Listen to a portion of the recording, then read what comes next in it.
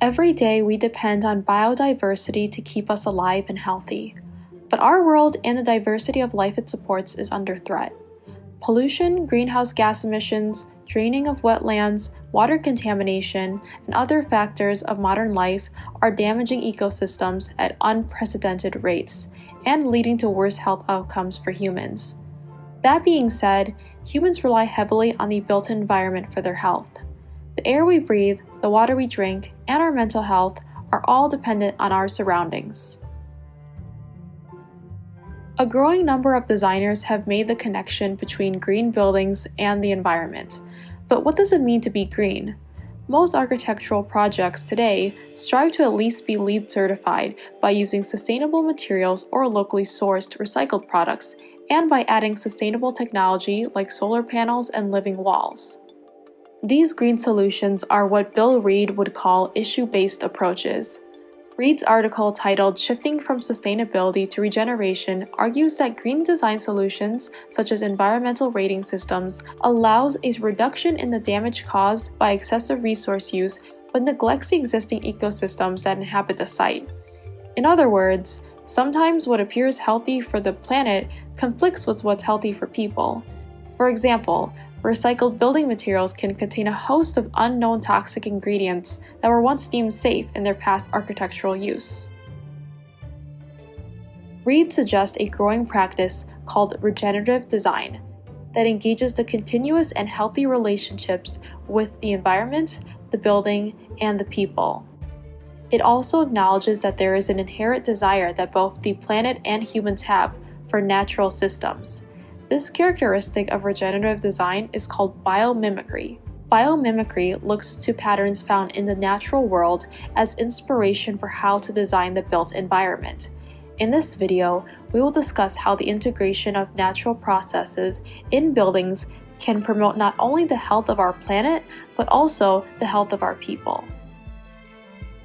So when is a building truly regenerative, actually contributing to the improvement of the ecosystem and human health? And when is it merely green with lower electricity bills? Recent attention to biomimetic design among architects and designers acknowledge that there is a need for daily contact with nature to live happy, productive, and meaningful lives. Therefore, sight, hearing, smell, touch, and possibly taste must all reflect the natural world.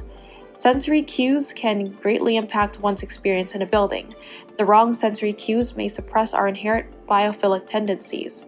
Views of nature, less blue light, natural sounds, biophilic odors, the feeling of wood or stone, and natural variations in temperature are low-impact methods of creating a healthy living environment. The benefits of regenerative design have been extensively studied in both the healthcare and school setting. According to a research article titled "Applying the Benefits of Biophilic Theory to Hospital Design," the humanization of healthcare spaces and contact with nature can empower the patient and have a positive impact by reducing stress and pain and improving emotional well-being. A hospital that is putting biomimicry and biophilic design into practice is the Khoo Teck Puat Hospital in Singapore. The hospital is placed right next to the Yushan Pond and is covered in gardens, while also designed with fins to channel northeast winds into the building, increasing natural airflow for patients. Furthermore, wood has seen a resurgence in the past decade due to its environmentally efficient life cycle. But there are also self-report studies indicating a preference for wood and an expectation of pro-health and productivity outcomes. Psychophysiological responses to wood indicate lower stress levels when wood is present. Schools that reflect nature may also foster better learning outcomes. Research shows that there is a beneficial association between exposure to green space and cognitive development among school children that was partly mediated by reduction in exposure to air pollution. The Paul Chevalier School in France has hilly rooftops layered with plants that feature walkways for students to explore. The general profile is uniformly and deliberately low, harmonizing with the slope in such a way as to minimize the excavation and foundation work. The construction incorporates natural materials such as tactile exposed wooden cladding, which covers interior and exterior walls and stimulates the sense of touch. This creates a great setting for learning, as tactile stimulation can be used to reduce stress, to energize, or to relax. Moreover, biomimetic water management in buildings can promote both the health of our planet and the health of our people. This is exactly what architect Peter Busby accomplished in his design of the Van Dusen Botanical Garden Visitor Center in Vancouver. Capturing rainwater, recycling greywater, and treating wastewater on site are all adequate for reducing overall water consumption. But in Busby's interpretation of regenerative design, these strategies are only optimal if they also recharge local aquifer, providing safe drinking water for people. In addition, waste from the toilets is harvested to be mixed with food waste composting, while the water is separated out and purified for use in irrigation.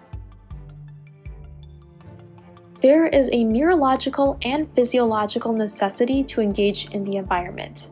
Architects today can accomplish this by recognizing the operations that connect humans with their environment, and by bringing biologists and ecologists to the design table.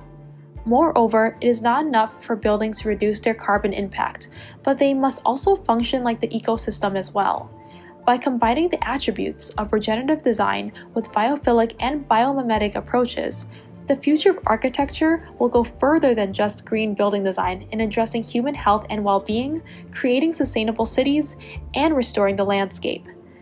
These ideas will continue to push the envelope on what it means to be sustainable, and will not only benefit our environment, but our people as well.